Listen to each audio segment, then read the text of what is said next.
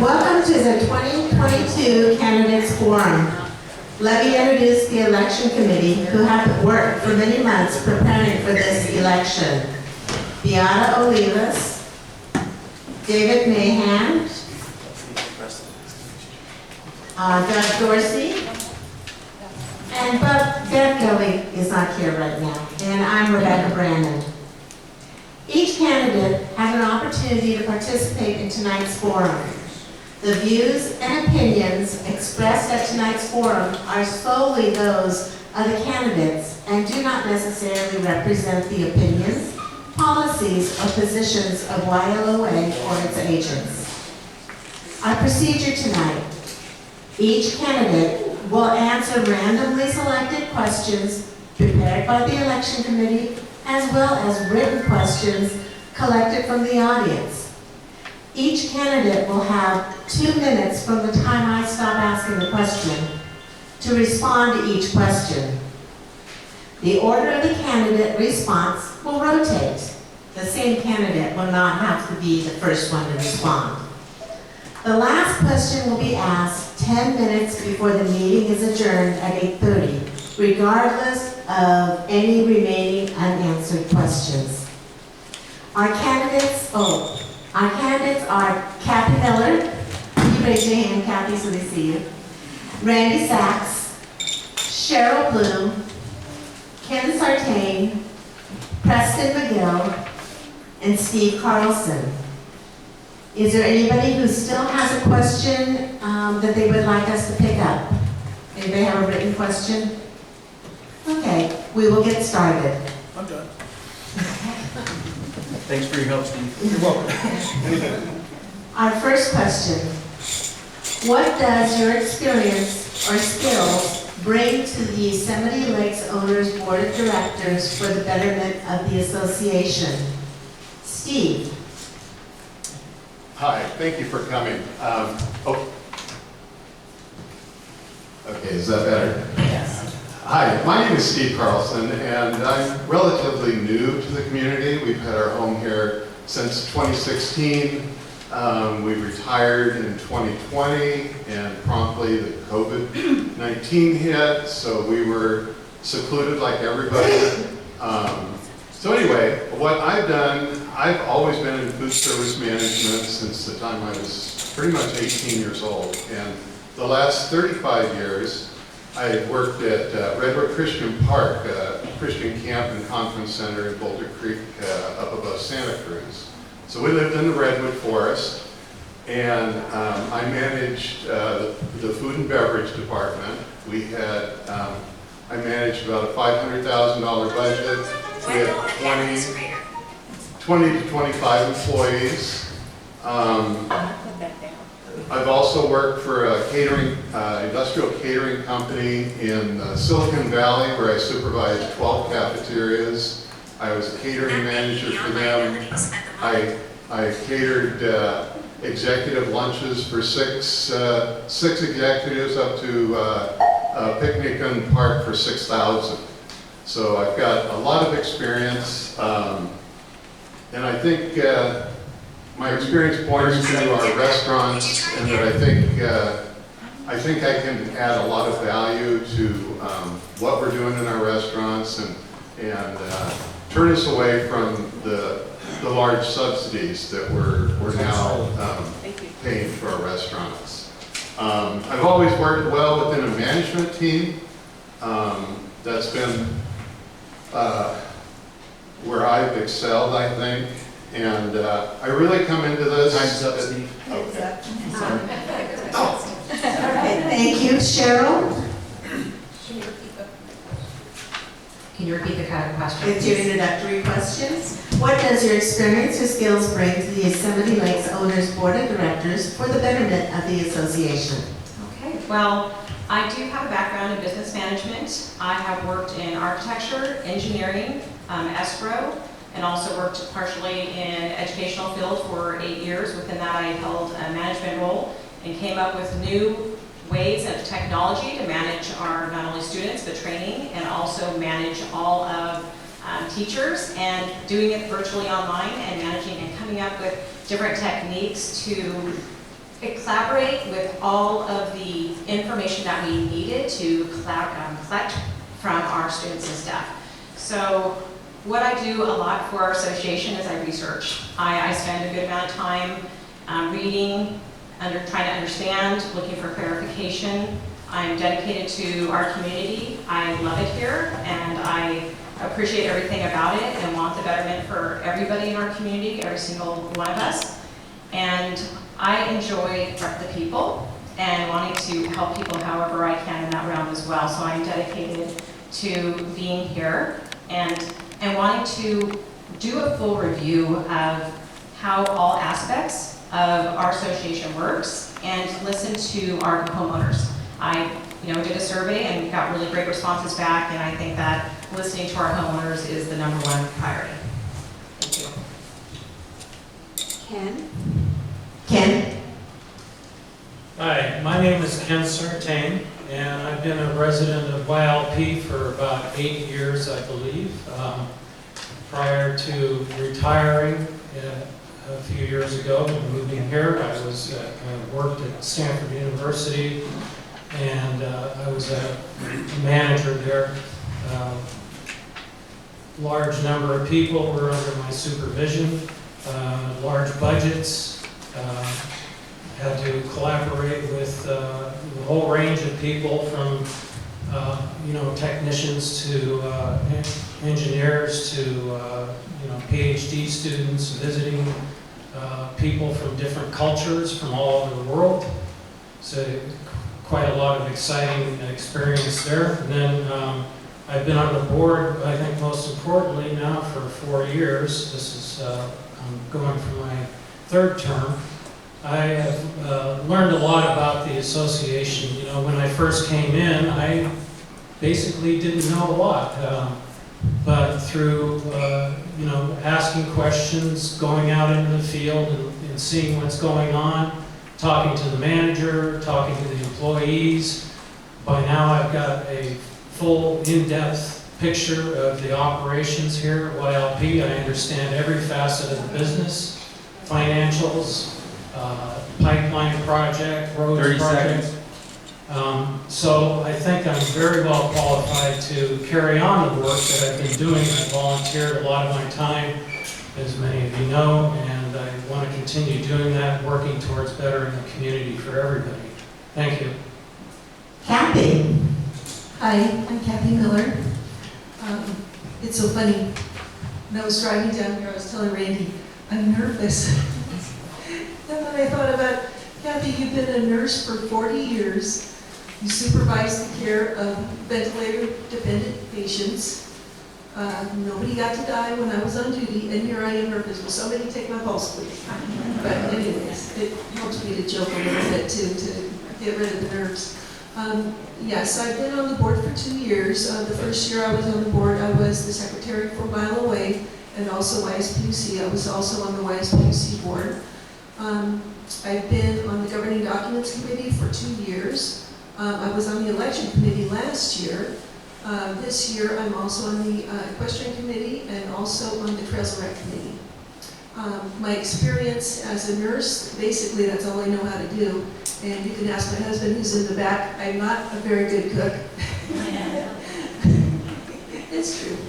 But I've been a nurse since I was 21 years old. I finished nursing school when I was 21. We had to wait 6 months to take our state boards just because that's the way they used to do it. I started out in cardiology. I worked in ICU. I would float to ICU, CCU once in a while. Did ortho neuro, did home health care when my kids were little so I could stay home with them. I was an on-call staffing supervisor and assistant nursing supervisor. When we first... 30 seconds. Oh, sheesh. Anyway, I've been a nurse for a really long time. Preston? Hello. Oh, hello.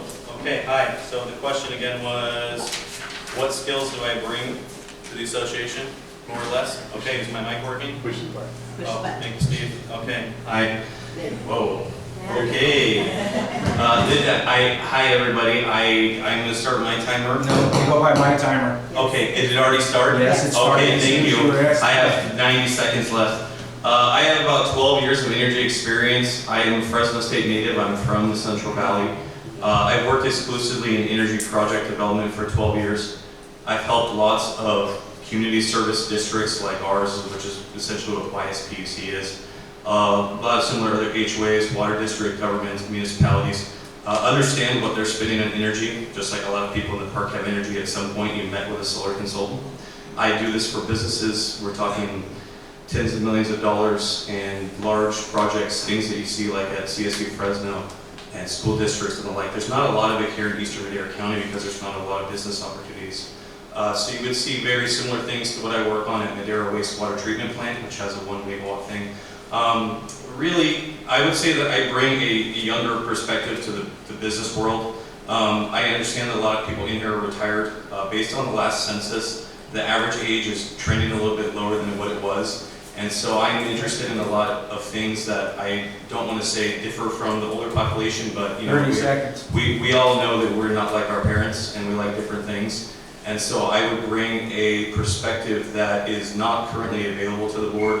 And a lot of people probably my age are asking me what I'm doing here. It's because I care about younger families. I care about what YLP was 20, 30 years ago, 40 years ago at this point when it started. And I want to continue to maintain that for families because a lot of us moving in here are families. So thank you for that. Randy, Hi, sorry. My name is Randy Sachs.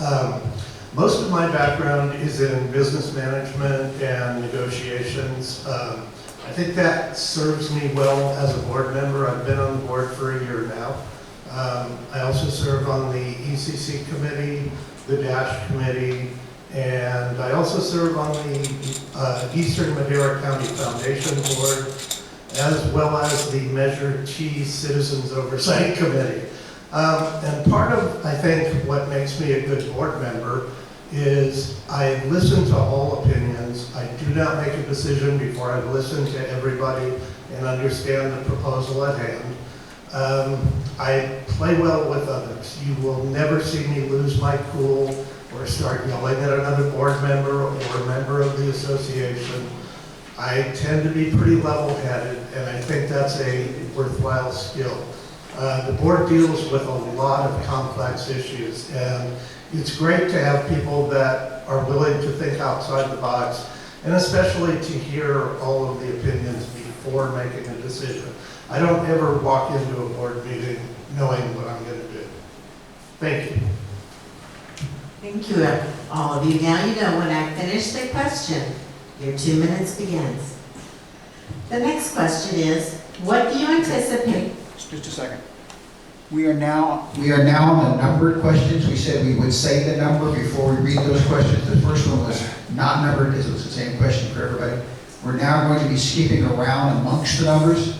So it's fair to you, since I had to do this, to let you know what number it is so you can find the question as she's reading it, and then you can be ready to give your answer. Okay, the question we're doing is number 12. What do you anticipate being the association's challenges in the near future? Preston. Oh, this is a good question. I mean, like anything, if you look around, costs are going up. So operational costs are increasing pretty drastically. In my current work, I work with a lot more businesses who are seeking to reduce operating costs. So that's definitely one strike against us, even though we have the dues increase. We don't know what costs will be like later, and I'm already talking to farmers. I work with a lot of farmers, and they're expecting some serious food shortages in the grain and the wheat categories and other things in the later half of this year. And so it's really hard for us to know what food will cost. So being that our restaurants unfortunately aren't in the positive, I am fearful of food costs exacerbating the losses at those places, so I would look to reduce operating costs there. And another thing that I feel is something in the near future is housing isn't going away, none of that's going away. I feel that we are going to continue to feel a lot of pressure from members to fix our infrastructure, because I think we're going on year 4, if I'm not mistaken, of the Fix Our Stuff plan, and infrastructure was kind of in the later half, so we would need to get on that now and to be able to actually spend money and make sense. So I feel like inflation pressures and fixing our infrastructure is probably the 2 biggest things we're going to have to deal with in the near future. Peace. Randy? Same question? Yes. Okay.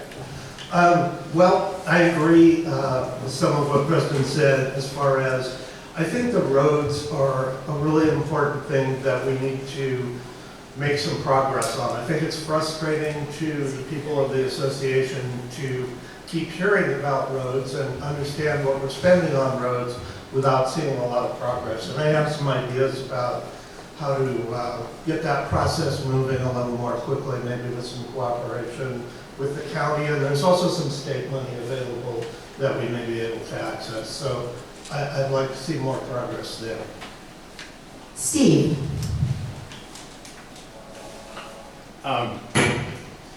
Just the cost of running a small city, which we are. We're over 5,000 people, approximately 2,000 homes.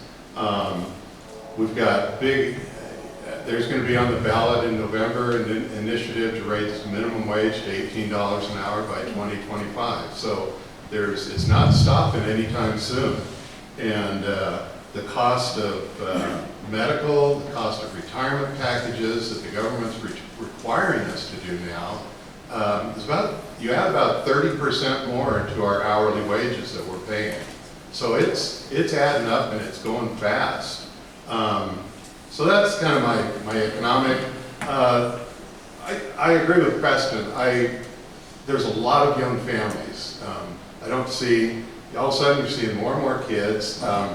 I would like to see us, especially as we I'd like to see us reimagine our rec center park and make it more inclusive. I know that's in the plans, but to add more equipment, more play areas, a shaded group picnic area, and really make it a crown jewel for us, along with the equestrian center.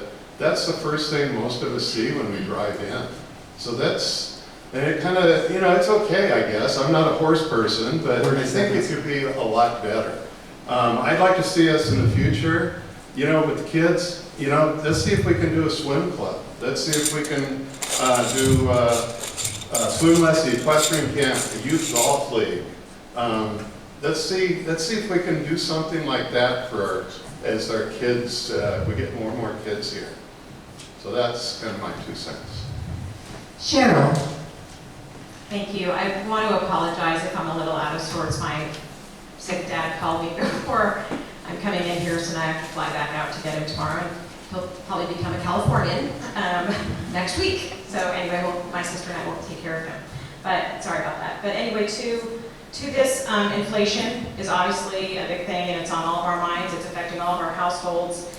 And the compromised infrastructure continues obviously to crumble, and we have to try to keep up with that. So it's really the demand of knowing the repairs and the finances that go into that, along with employees and the increasing rate. So overall, we understand it's going to be an increase to take care of that infrastructure and maintain it and do it for longevity.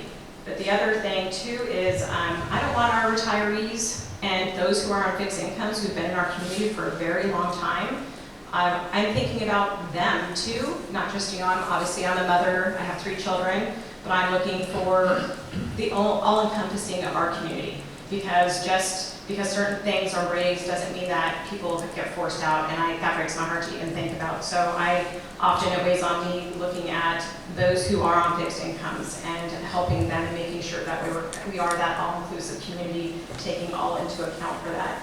And if there, as an association, if we can tighten our pocketbooks, just like we're having to do right now in our own households, then 30 seconds. We should do that. We should do an overview of looking where we can kind of tighten up on things. There's always room for, looking and reanalyzing and reevaluating where monies are being spent and how we can best allocate those and for the best use for everyone in the community and save us a little money along the way. Thank you. Ken? So, without a doubt, our operations of the association have been severely impacted by the current domestic or economic situation. We all know that. You just read the news. Everything's from supply chains to consumer goods have been affected. And we're not immune to that here at YLP either. the best way that we can do for the short term to mitigate those costs and to keep our costs here down. Unfortunately, we did it the hard way by losing some employees. However, that's put added stress on the employees that are here. So another thing, we have a huge investment in our infrastructure here. The water system alone is probably valued at $100 million. So it behooves us to take care of that. And it doesn't just mean the pipelines, it means the wells down at the bottom of the hole. It's 1,200 to 1,400 feet deep all the way up to your tap in your home that we need to take care of. So it's a huge job. We're talking many millions of dollars to do that. And it's going to take a long time, unfortunately. So we need to put the money where we can make the most good. We've done a lot of work on the infrastructure. The clubhouse, as you can see, is in great shape now, so we're saving literally thousands of dollars a year, not having to maintain it, where we can put that money somewhere else. So we're continually looking at that process where we can put our money to save money and take that money and use it to improve another part of the infrastructure. And Kathy? So I see prioritizing our expenditures as being the most important thing, the greatest challenge that we have going forward. We all like nice things and pretty things, but we have to prioritize what our needs are compared to what just our wants are. We need a safe and reliable water source. So I see the pipeline replacement project as being one of the top priorities. I also see safe roads as being a top priority. My feeling is that those two things are the most important as far as our expenditures in While Away. We also must maintain our other amenities. It's actually a lot. We have to. So we do have to spend money on maintaining our other amenities, but what I don't see is spending more money than necessary on those other amenities if that causes our dues to increase. So anyways, we also need more fire hydrants. I'm like Randy, I'm kind of a safety person. Yeah, I'm a nurse and a mom, which is a safety person on steroids. Yeah, we need more fire hydrants. The fire hydrant over on Stetson has been broken for months. That needs to be replaced. Part of the pipeline replacement project in that process was supposed to be replacing the fire hydrants and making the fire hydrants occur more frequently. So that is also a top priority. 30 seconds. But we also need to maintain our other amenities, all of them. Our next question is number 1. Ensuring the association is in the best possible financial state is an important part of being a director. What are your thoughts on the importance of reserves, how they are replenished, and the status of our current reserves? And Randy, you're up first. Thank you. So reserves obviously are critically important. Think about your own household. Think about your budget. Think about, you figured out where you're going to spend every dollar of the resources available, and that's exactly when your refrigerator dies, and you're looking at a $2,000 bill. Well, with an association, that bill is 1,000 times that. So it's incredibly important that we have adequate reserves. I believe 4 years ago we had no reserves whatsoever. We are now in a much, much better position because the boards that have existed during that time have been more fiscally responsible and built those reserves up. We are still nowhere near fully funded. I believe we're about 18% funded in reserves right now, but we're no longer in a position where a single bad event could put us in serious jeopardy. So again, we need to continue to improve those reserves and stay on the track that we're on. Thank you. Steve? We've made great improvements, even since we bought our home here with the last few years with the clubhouse, the cafe, this year, the ADA, the pool, the tennis courts. We've got the equestrian, we've got the rec center in front of us. We've been making slow progress on the pipeline, and the roads are just almost an impossible task at this point with the lack of money that we have for it. So all that to say, it's budgeting. The financial state is critically important, as Randy said, and that's why it's so important, I think, that we get a handle on our expenses, our restaurant expenses, to keep a lid on our energy, our just running the business, and it's getting harder and harder. And this year's budget, we've got actually less than what we had last year for our reserve spending. We're spending $108,000, which tells me we're kind of losing ground on how much we're spending for our improvements. So in my view, with where we're at right now, we're way underfunded, and I agree with Randy on that especially looking at the size of the pipeline replacement project and to repave and to fix our roads. We've got a big mountain to climb. Cheryl? Thank you. As everybody said, of course, reserves are the savings account of our association. And so they are extremely important as a safety net, and to also long-term create the benefits of making sure we have that security to take care of ourselves and all of the amenities, everything that we're here for. But one of the things, when you go unseen the expenses, and I know that we've had these here, COVID, came through and put some little kinks into some plans and projects that were in progress and getting that work done. So that's always going to be an ongoing issues when you know the unforeseen happen within projects, and making sure that those are evaluated with those reserves. So on the reserves too, though, because I'm not on the board, I don't have access to all of the financial details and statements to know exactly how those reserves have not gotten up to that amount that they are. So from what I understand, it's $1,650,000 of that was from the PPP money. So we do have those in there, but how is the money then, how is it filtered into the reserve account? So is it coming from a project that didn't get utilized maybe the year before, and how is it going into the account or being utilized? So that's something I personally want to look into, of knowing how the reserve is being built, so that we can also see where that money is and also learn from it. So if we're trying to build that reserve, look at where it came from, and also look where we can go and build it again and use those resources and use those monies and make sure that we're using it for what they were supposed to be used for, and not just running it over to be dumped into a reserve. Thank you. Ken? So reserves, by the very meaning of reserve, is a pile of cash we have in the bank, basically, right? That pile of cash is used. I just want to make the point too that it's required under law, California Civil Code Section 550, blah blah blah.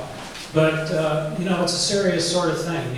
Everybody wants to have some money in the bank and some cash on hand just in case something happens. And it's no different with our reserve fund, right? We have to have it's a huge investment we have here. And things happen all the time. I mean, unexpected things. You can't predict what's going to happen. And having those reserves gives us the confidence to go and take care of those without impacting our regular income that we get, right? So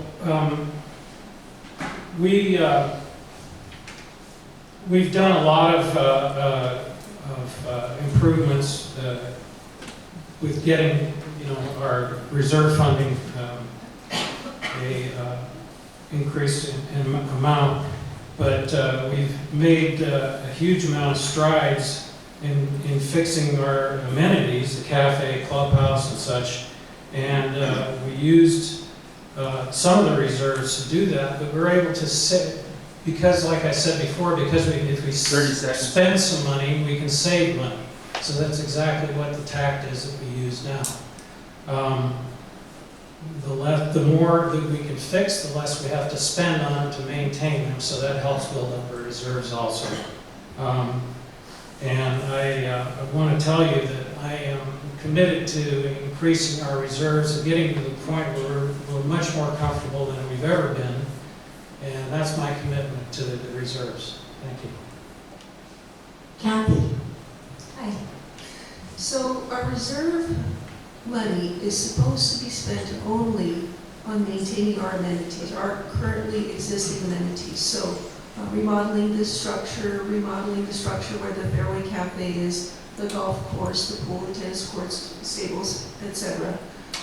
We are not legally allowed to spend our reserve money on anything other than the components that are named in our bylaws, and also the other major components which have become part of our association. So we can't go spend reserve money to go buy a new building, buy a new lot, or anything like that. Our reserves have generally increased over the past few years, basically because of the good work of you members who are paying these higher association dues. But we can also build up our reserves by, as a board, not spending all of the reserves. So we need to be careful in how we spend money, fully assess, look at both sides, or maybe 3 or 4 sides of an issue before we make a decision.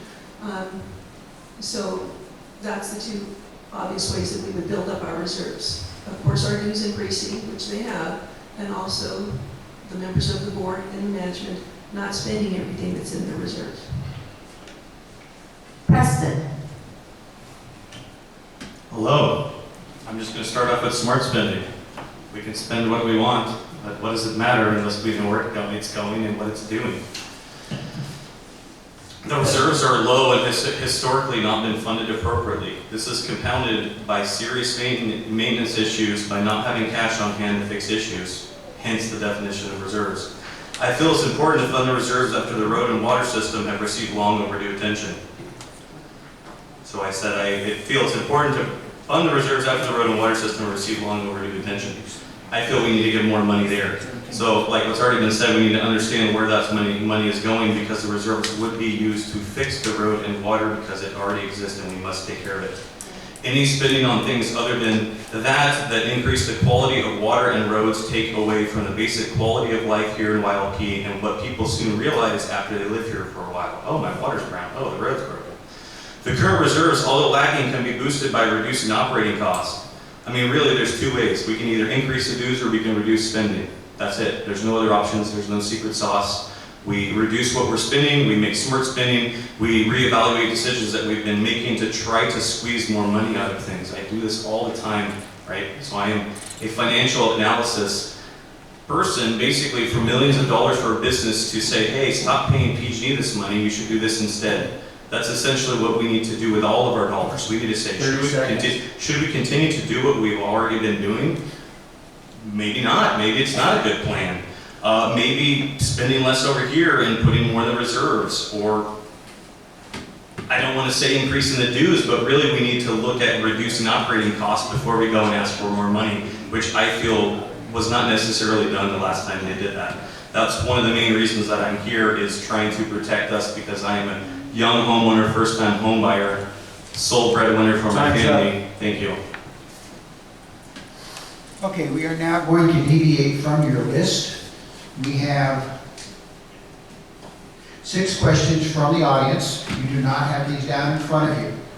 So we will be willing to repeat those questions if necessary. And we have a random list that we will use. Becky will go ahead and read this first question from that list. YLP has major infrastructure replacement projects required over the next several years that will require assessment increases. With all the concern for members on fixed incomes, how do you propose we address these issues? And the first person is Kathy. Yes. My feeling is part of our job as being a board member is what's called our fiduciary duty and our duty of care. Before we raise the dues, and it's something that I was disappointed in this year, before you raise the dues, I believe that the board needs, and the manager, need to look at our expenditures and see what we can do about our expenditures before we expect more money from the members, or at least, hopefully we can decrease the amount we're requiring of the members. We do, and I agree with Steve, our restaurants, I love our restaurants. They do a fantastic job. I told David Pohl, you cook way better than I do, and that's easy to do. But we spend a lot of money on our restaurants. This year, our projected expenditure just for the Blue Heron is $358,000. The Fairway is $194,000. I've heard from multiple sources, and what I've also noticed is that the restaurant does seem to be overstaffed compared to what you would see at a regular restaurant when you go out. So possibly we could decrease the staffing somewhat at the restaurant, and the truth is, the waiters and waitresses, they'll get more in tips if we decrease the staffing a little bit. So I think hopefully we can make some changes, and I know Steve knows a lot more 30 about seconds. restaurants than I do, but that might be a way that we could help decrease some of the costs before we expect the members to spend more. I also see some other overstaffing in some other areas, so that would be consideration. Preston. Can you repeat the question, please? YLP has major infrastructure replacement projects required over the next several years that will require assessment increases. With all the concern for members on fixed incomes, how do you propose we address these issues? That's a really good question. I mean, really, there may be some people that these dues increases may be too fast and too quickly. And I'm not a proponent of giving away free things or slowing things down, but if you look at what happened with the COVID relief for people not paying their water bills, we were able to get a grant for that. I'm not saying we're doing that for the HOA dues, but we should definitely be more attentive instead of kicking out our members. So I think there needs to be more of a dialogue of why people can't afford something. Maybe they're on fixed income, maybe the dues are too high, maybe there's other things going on that we could do to help our community than just necessarily say that the infrastructure needs us to increase the dues assessment. I mean, I'm going to go back to say, does it really? Have we counted all of our beans everywhere else and made sure that we need to increase it? And if so, by how much and why? And to what justification? At one of the recent board meetings, it was said that the returns on doing the roads were 1% ROI, and that's why they're not getting the money allocated. That doesn't matter. I don't think anyone cares what the ROI on a road is. It's a road. We need to be able to get somewhere. Who cares what the ROI is? We need to fix it. People can't get to the road. Like on North Dome, they're not going to buy the house at the end of North Dome because the road's garbage. I've personally gone and judged all of the roads, and guess what? They're inadequate. North Dome and Lily Mountain are extremely uncomfortable, and everybody knows this. So it was literally said at some point, we don't care about comfort. We care about whether it works or not. Well, we need to take comfort into accountability. Because when my kids are getting jostled, they've fallen asleep and I have to drive 2 miles back to my house, they wake up. Or people I've heard who have shoulder problems who can't drive to the end of their road, so they don't really leave their house because the road is so jacked up. That's wrong. And as much as we need to increase the dues, are we really applying it to fixing the roads? That's what we did to fix our stuff plan 4 years ago. The roads were supposed to be in there, but it was said at the last meeting that the roads aren't getting fixed anytime soon. So I don't know what's going on. Randy? Thank you. So I agree the roads are a large problem. As I said, I think in my opening statement, part of my relationship with the county in serving on the County Foundation Board and the Measure T Committee, it has opened my eyes to some alternative funding for things like infrastructure, like road maintenance, like all of that stuff. And I think it's worth looking into those. There actually are some opportunities. If we tried to pave 53 miles of roads by ourselves, it's going to take us a very long time. I think we need to, do we need to look at what we're spending and see where we can cut? Yes, but honestly, cutting a couple $100,000 is not going to do a whole lot for the roads. There are alternatives. There are other monies available that I'm going to be exploring over the next couple of months. Thank you. Steve? What hasn't been said? My son-in-law works for the Santa Cruz Water District, and they have a dedicated person that just writes for government grants. And I think that's, in talking with a few people, I think that's something we're looking at down the road for specifically our water project.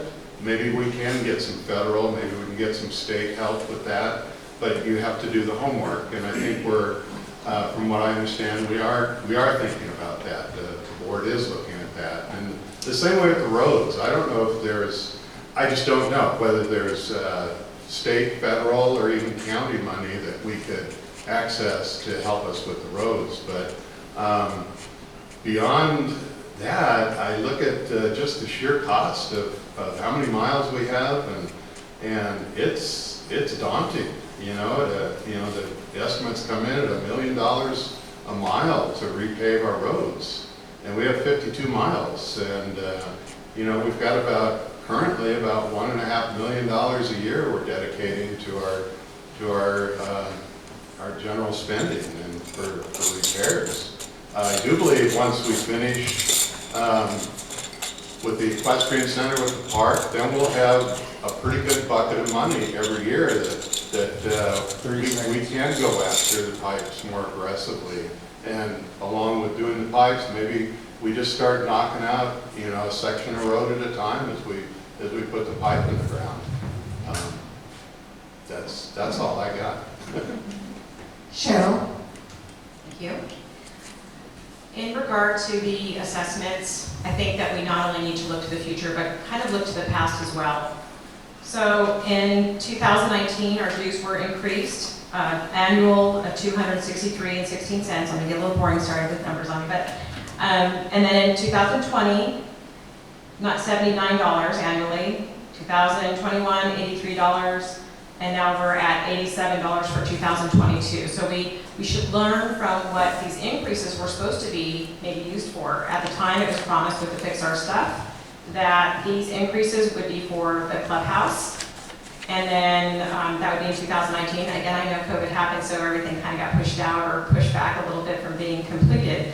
But the Fairway Cafe and Golf was then supposed to be completed, and then moving on to the tennis and pool, that's 2021, now we're at the Equestrian Center Rec Center. So I think we should learn from where that money was promised to homeowners. These assessments and board meetings happen and approvals are made, and we're wondering what happens with our money, and when certain things are supposed to happen and make these improvements to our infrastructure, and the money maybe doesn't go completely to that and maybe rolls over the reserve like I mentioned, then I think it's important that these dues and these monies that are allocated for each of these projects is really utilized for those projects, and that it's utilized for those projects in a proper legal manner, and that we do follow all the guidelines to make sure that we are doing our due diligence as a board, that we're doing our due diligence in regards to making sure when we do a project, we do it right. We do it legally, we do everything that we need to do, that it doesn't come back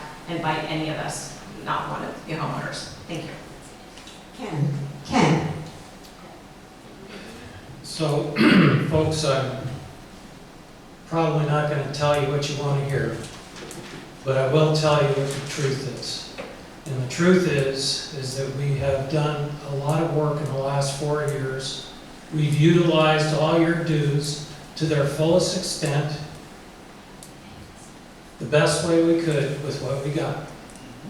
And I stake my reputation on that. I work here every day, and I know exactly where every dollar goes. I sign checks on a daily basis. I just signed a check for $200,000 today to transfer funds from one bank account to another, right? We're closing out one bank account to another.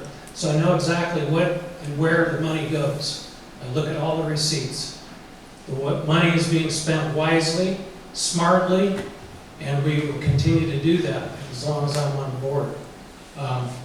As far as the infrastructure goes, it's a matter of perspective. We've got a huge amount. If you just want to single out the roads and water system. Like I said, we've got tens of millions of dollars worth of repair work to do on them. They're in bad condition. I'm not going to say otherwise. It's true.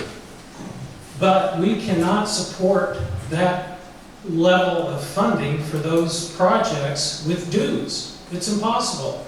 30 seconds. We can put an assessment. The board could pass an assessment on every household here for $15,000. But we don't want to do that. I don't want to do that. I pay dues too. But what we can do is we can look for other sources of money. And that's exactly what we're doing now. The engineering committee has taken up a project where we can investigate our water system, for instance, from one end to the other, and we're going to put a big fat report together. The next question is question 13. What are your suggestions for communication between YLOA and its members? Cheryl. Thank you. Well, I love technology. So currently, I know that our association has a Facebook page. We're utilizing Zoho. It's a communication/document platform. And we have the YLP website as well. So it's kind of like a lot of different information is all over the place, and people hunting peck, trying to figure out exactly, the Blue Heron has their own Facebook page, and then YLP has its own page, and then maybe things get advertised in different places. So maybe making sure that's uniform. Our Facebook page says we're permanently closed, so maybe that could be updated. That's always helpful to know that we're not closed. But also, Zoho, I took a couple hours of training to understand that platform better. And I think that it would benefit our entire community if that is going to be the platform that we use, because we spent money on it to utilize it, that we train our community. So why not come up with training sessions? We could do online sessions, we could record sessions, we could do them in person for people on their phones, and so that everybody's on the same page and we will have that connectivity to know that we can all communicate and utilizing that platform and feel confident in using it, because it can be overwhelming. And I know I tried installing it on my phone and it didn't cooperate with me the first couple times, but now it's working. But just to get everybody up on that technology, also within utilizing communications of Facebook and social media, I know some people do and don't like it, but it actually can have some great benefits. You can run analysis through Facebook to know how much traffic you're getting in your communications, at the peak of times and when people are looking for the information. So you can get all that downloaded and know exactly what is the best method of communicating to our community and exactly how to get to them. Peak times, peak dates, and communicating to everyone. Thank you. Ken. Can you repeat the question, please? It's number 13.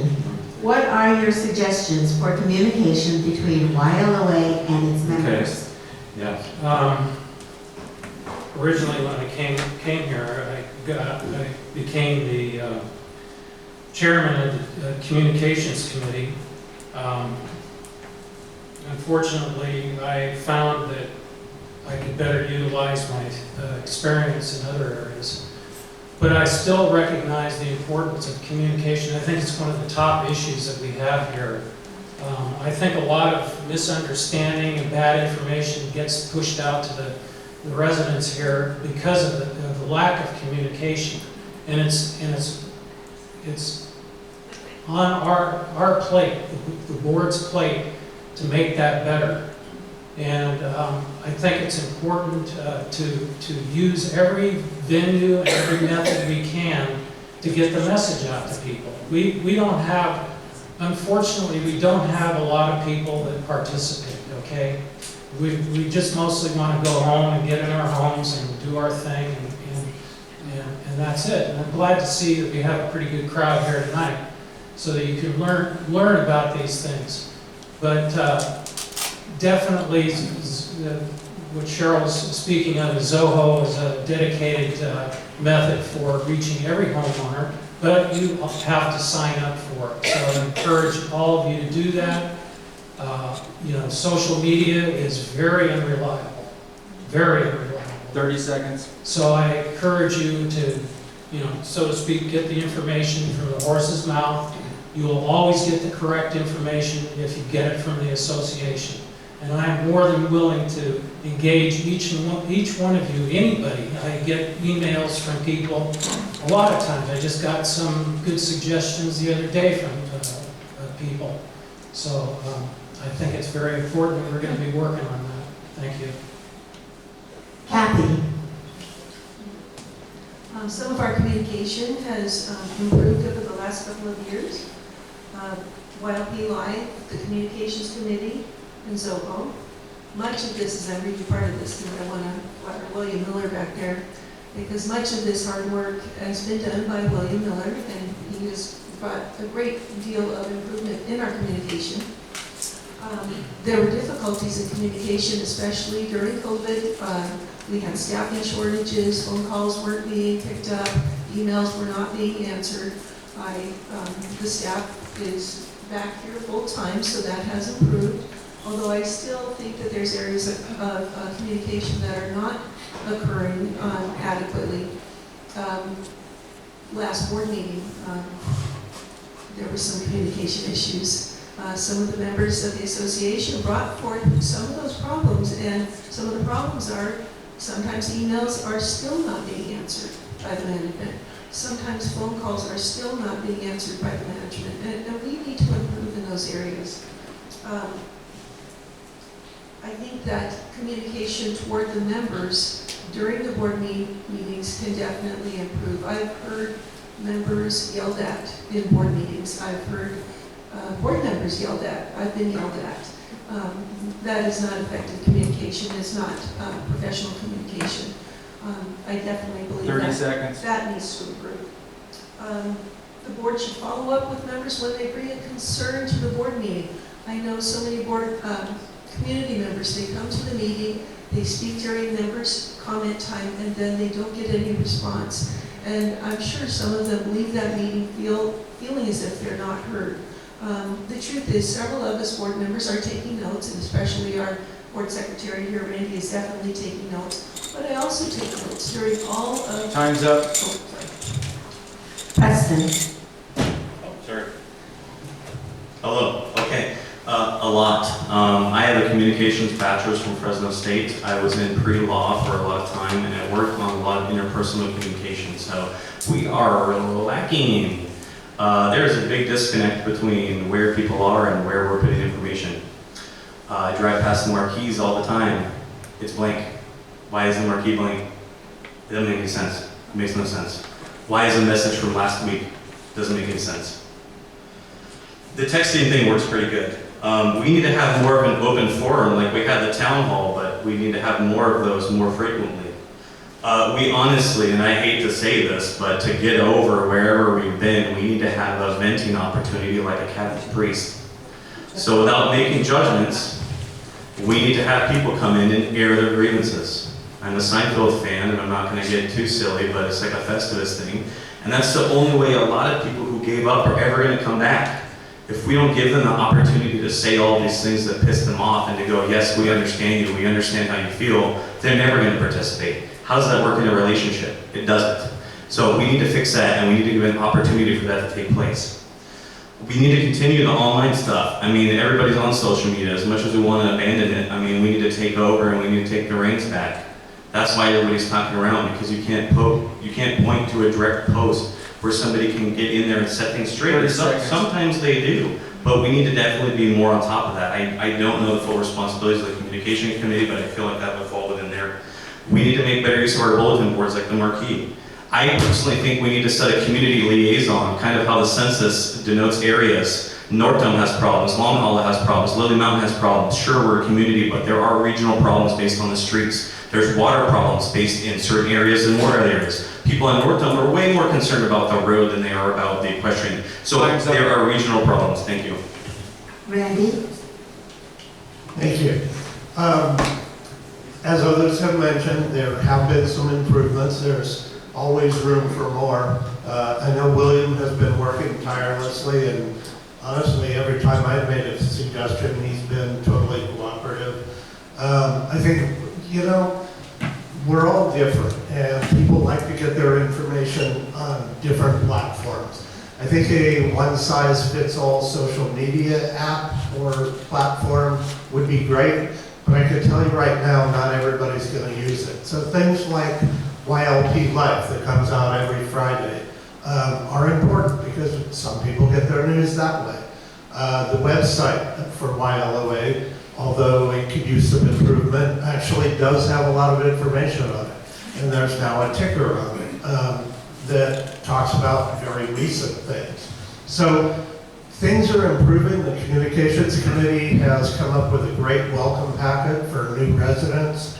I think we all need to try to work together, but we need to understand that there are different ideas and different tastes for how we receive information. And I think the goal of having one central platform for everything is great, but it's not going to get everybody. So we do need to have those separate avenues. Thank you. Steve?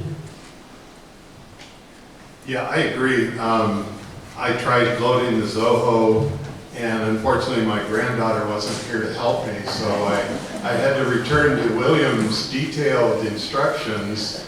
And once I did that, it worked, because when I first did it, I loaded the app, and it asks you for a username and everything. That doesn't work. So I went back, I got rid of it, and William talked me through it, so thank you, William. I think communication has gotten much better since we bought our house here. Is there a way, I see it all the time, people say they don't know about the Friday newsletter. And is there a way we can just have every homeowner automatically signed up for that? And they'll get it in their email. I'd like to see our restaurants communicate more. It's always disappointing we pull in on a Saturday night and the parking lot's full and the restaurant's closed because there's a wedding. And there wasn't anything in the newsletter about it, or, I didn't know. And along with that, we could also, with the restaurants, we could advertise the evening special and try to increase our sales and get more people in here and utilize the social media as a resource for our restaurants. I've been to Coffee and 30 Cookies seconds. with Jonathan a couple of times. It's a great way to get your questions answered and to get to know Jonathan. If you've not done it, I would encourage you to, if you can, just come on in, have a cup of coffee. It's a great time. Thank you. The next question is number 3. What is your understanding of the purpose for the dues increases in recent years? And we start with Ken.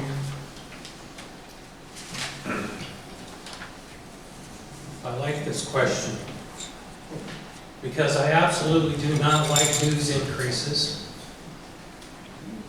And in fact, I personally wish they would never go up.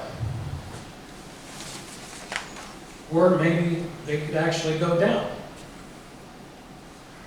However, it's unfortunate that that is far from reality. Just like the lives, if you live at home, we know the costs go up. Everyone lives in a HOA, knows or should know that the dues increases are part and parcel of living here. It's like that with every HOA that I know of, every common interest development. It's one of those things that you can complain about, and certainly we do, and you don't like, and I certainly don't. But the reality is sometimes they have to go up. If you saw the piece that I wrote about how the board makes a decision-making process about how we treat the dues, you'll understand what we have to go through. And it's a lot of careful consideration of many things. There's 350 line items on the budget to go through. 30 seconds. So at least we get, we pay our taxes, at least here we get something for our money, right? And I think everybody I want to say I didn't move to a whole because of a lot of reasons, but I realized I get a lot of added value for the dues that I pay, and I think we need to concentrate on that, what we get for our money, because we certainly don't get anything for our property taxes. It's a beautiful place to live, and that's what we pay for. Next time. Thank you. Kathy? This year, the manager's rationale for raising our dues was because inflation was 7.5%. So basically, all areas of the budget were increased by 7.5%. However, in prior years, our dues increases have not often been based on inflation. In fact, in 2015, our dues were increased 20.9% above inflation. I believe that's, over inflation, 20.9% over inflation rate. In 2019, our dues were increased by 20%. That was about 18% over inflation. Those two times when our dues were increased by 20% was actually the maximum allowed by law without a vote of the members.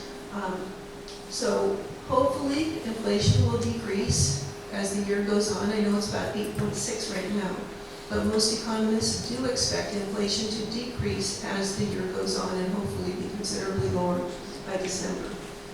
Fixing our stuff has been the stated reason for raising the dues. I believe that the manager and board need to assess ways to decrease expenditures before we raise the dues. I mean, probably still have to raise the dues anyway, but I hope that it can be decreased by hopefully us 30 cutting seconds. some costs. Preston? Okay. High level, inflation, stacking the reserves and fix our stuff. I mean, if we're going to talk about why we did that in the last recent years. To echo what Kathy said, yeah, 29.56% in the last 3 years. On top of this last year, that's another 7.5%. That's what, a 35% increase in a 4-year period. Now, I'm not an economist. I can't make those decisions, but those decisions were to be made to put money into the reserves, which is what's being done. Those decisions were made to fund the Fix Our Stuff. So really, we need to hold Fix Our Stuff accountable because that's why we put that money in there. Another thing of why we're doing the recent dues increases because everything costs more. I mean, essentially everybody who didn't get a pay increase this last year got a pay decrease because of the economy. Everybody, I mean, just because you guys are retired doesn't mean that you're any better off or I'm worse off than you are. I have a fixed salary, right? So we're all in the same boat. Okay, my employer didn't increase my cost of living wages. So the reason that we're doing that is to try to hedge against problems. But I think Cheryl said we need to really investigate where all that money is going.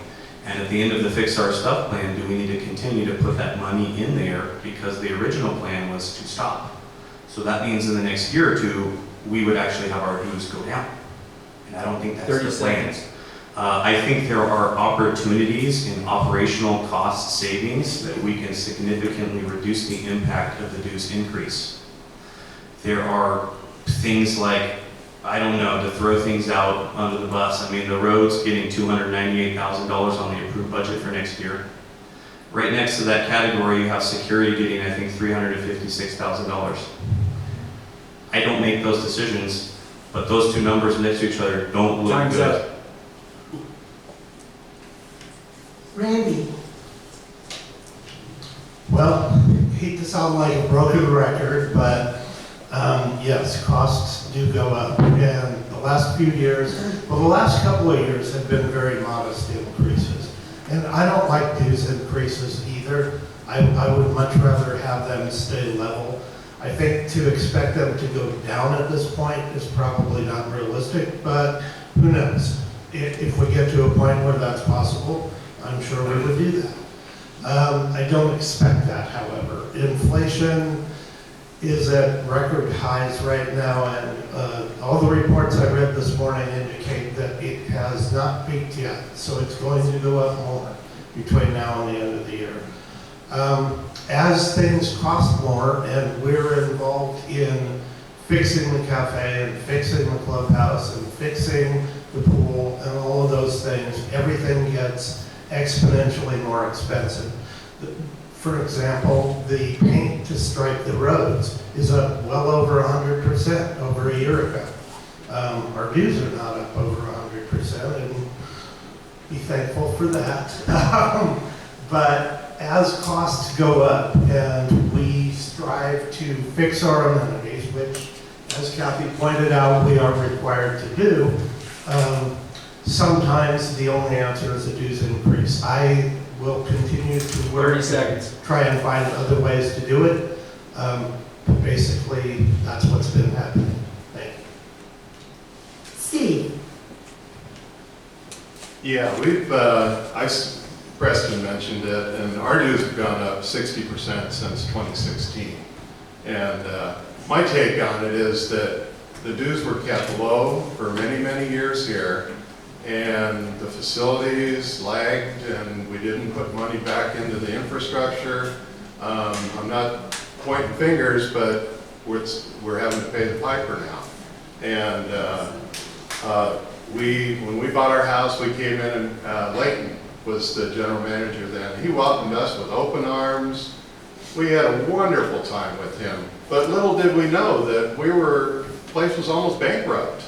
And we moved in happy as a lark, you know. And then we start getting the reports, and well, that's water under the bridge. And you know, I think as we go forth, we're just going to have to deal with this. The Restaurant Association in 2021 said raw food costs in restaurants went up 18%. Labor went up 13%. Well, restaurant prices only went up 7.2%. So we've got, you know, and I'd like to see a complete study before I make any suggestions on the restaurant, because I just don't know all the ins and outs, and but I do know there's just an awful lot of costs and a lot of intricacies 30 seconds. within running our businesses here. And to just say, oh, let's just raise prices, I don't think that's the answer either. You know, I think some need to be adjusted, but I think I'd just like to see a complete study. And then we can make decisions as to what fits in 2022 as we go forward. So, thank you. Cheryl? Thank you. Well, my understanding of what the due increases were supposed to be for in recent years would obviously be for goods and operation expenses, administration, the typical that would be inclusive. But as I mentioned earlier, again, it's that fix our stuff. And I think that our homeowners want to know that when they see an increase, that they see an improvement, that they see that those things are going to be fixed and fixed properly. So, you know, my husband does ADA, and that's a big thing in our family. Even my 14, 12-year-olds can tell you the inclined or weight and everything. But within that, I'm just saying that to fix our stuff, the things that are supposed to be fixed, we want to make sure that we're spending our money wisely, that we're spending it properly. When you're doing a job, it's nice. I always tell my son, if you're going to do a job, do it right the first time, because you don't want to have to pay again to do it again and pay again to do it again until it's fixed properly. So I think it's important to be meticulous on when you're making these decisions on spending our money on fixing our amenities, that it has been done very thoroughly in how we're spending our money. And again, don't want to spend it more than once. I don't think any of us want to.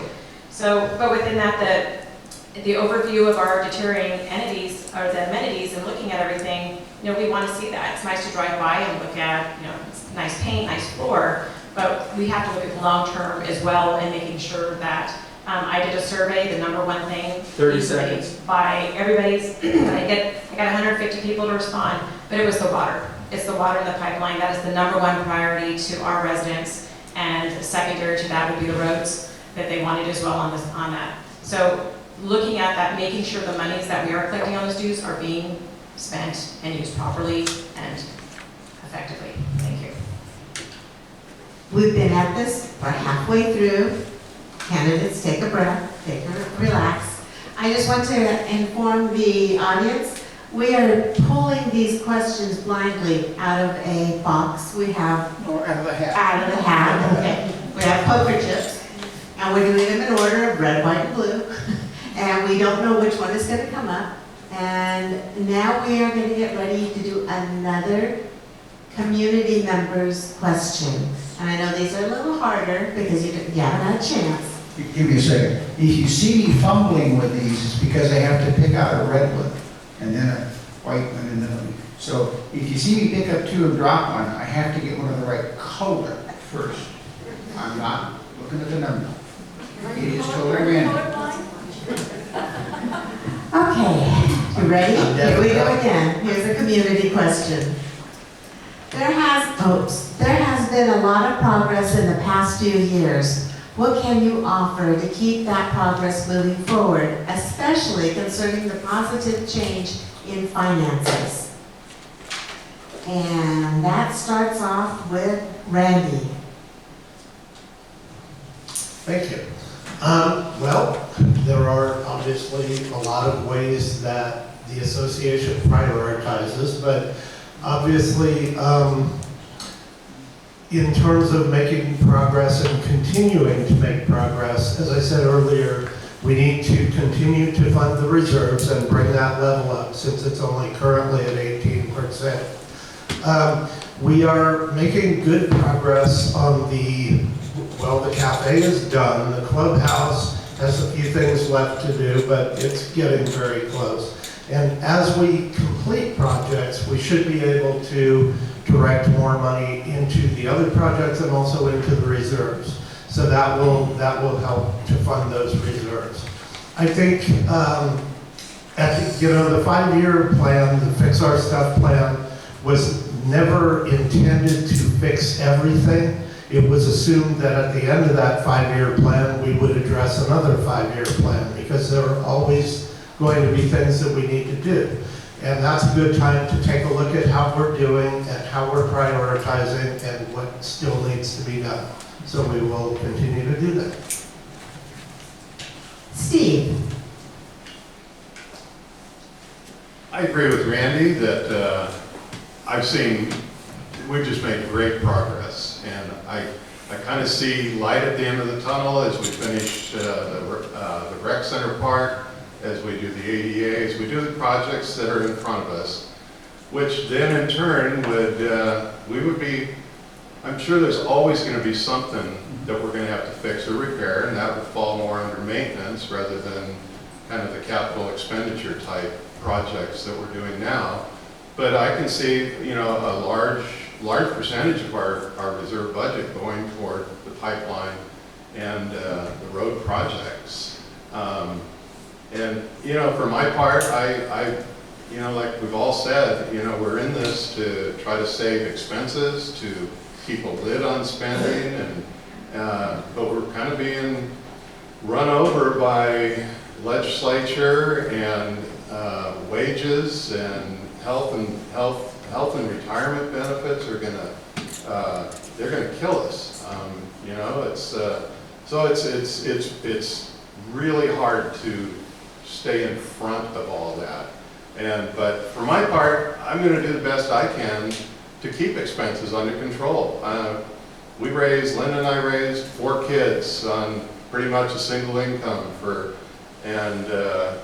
seconds. It was not easy, as most of you know. And we've lived on a written budget for our 45-year marriage, and so I'm the guy that checks his PG&E bill every day to see how much we spent yesterday. So I'm in your corner, and I'm in it to win it. Cheryl. Thank you. Can you repeat the question, please? There has been a lot of progress in the past few years. What can you offer to keep that progress moving forward, especially concerning the positive change in finances? Okay, thank you. Positive change in finances, I guess that's a question in itself for me, whether it has been positive, indeed, because yes, we have this reserve, yes, we have the money in there, but also needs to be reviewed, the money that is being used in those reserves. Is it for the positive? We're still 400,000 in the hole on restaurants. We're always behind in a deficit on those restaurants. I mean, that has hurt us every, time that we look at that loss. It is just frustrating to look at, and a lot of us feel helpless that we have no control over how much money goes through those restaurants, how it's being utilized, who's really benefiting and to what amount. And for our homeowners, I mean, that's financially, to me, it's very frustrating, and I look at it as well. And so, of course, moving forward, you want to see positive things, but as I mentioned earlier, it's doing that overview of doing an analysis on tightening that budget in places. And if there always is room for improvements. With people personally, fiscally, there's always room for improvements, and there's always room for oversight to look at different aspects within our budget, within spending, within our people, and just do an overview and oversight to make sure that we aren't missing something. Something's not falling through the cracks and making a mistake that cost us an additional money that hasn't and shouldn't happen to us as homeowners with our money. So I would hope that we can do that overview, have oversight, take a true evaluation of how our money is being spent and how we can just rein it down in areas necessarily. Thank you. Ken? When I came on the board 4 years ago, we were near bankruptcy, okay? We had to pay cash for the deliveries that came in the back door for the restaurants. They wouldn't even take a check. Since then, we have now millions of dollars available in our bank accounts, cash money, real money. We no longer have to pay cash for anything because our credit is much better with our vendors. I think that's real change, and the way we did that is we did it through intelligent spending, being careful with every dollar that came in, smart spending, taking money to spend the money wisely so that we could save money. We've done that extensively. That's basically what got us through the clubhouse. We were spending thousands of dollars a year on the AC systems repair and the roof repairs. There were buckets on the floor catching water. We have a new roof, new highly efficient ACs throughout, saving us literally thousands of dollars. We have a new accounting system coming up. We have a general manager who is extremely adept with numbers.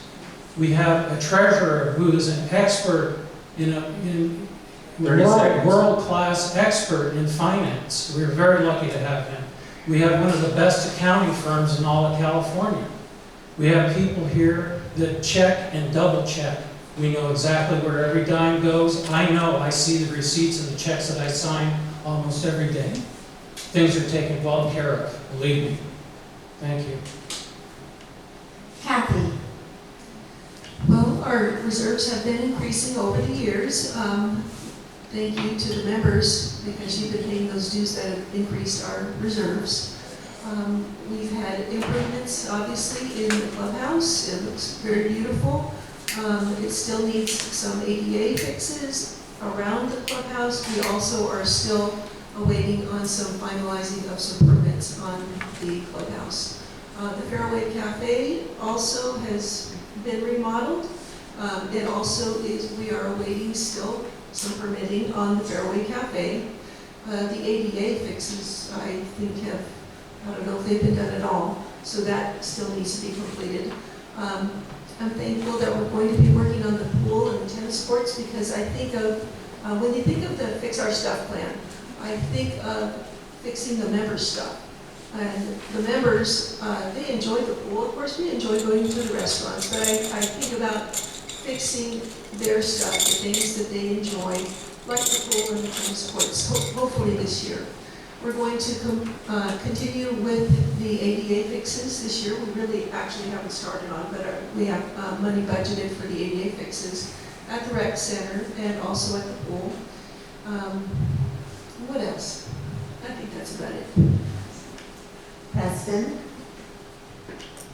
Okay. I'm going to repeat the question. There's been a lot of progress the last few years. What would I do to continue the positive direction, especially financially? Yeah, we have money now. Yay! We won't go bankrupt and get $20,000 assessments, because that's what we're up against without having reserves. I'm the big broke. We all get a bill. We have to pay. I have some land in Ponderosa Basin. Ponderosa Basin has a mutual water company. That's how they do things. It's very sad when I get an assessment and I realize I need to pay $700 because they need to fix something. So I am happy that we're not doing that. What would I do to continue the positive direction? Thankfully, after a very egregious, unnecessary dialogue, I was able to get all the information for all of YSPUC's energy meters. I completed analysis of all the meters, I looked at all the sites, and I don't mean just looking at the bill. I looked at the interval data that is 15-minute intervals for the entire year for every individual meter. This is data from PG&E. So we have a massive energy bill in YSPUC. We can do something to reduce that. The board looked at it before, but I have a lot of experience and I am confident that we can save easily in the $200,000 range if we were to own the assets ourselves. I don't think we should own the assets because we don't have a good historical value of taking care of our assets, no offense. If we were to finance it like these deals are sort of for your home, we could essentially keep 55% of the savings. So we could essentially keep about $120,000 to $140,000 annually for the next 25 years. 30 seconds.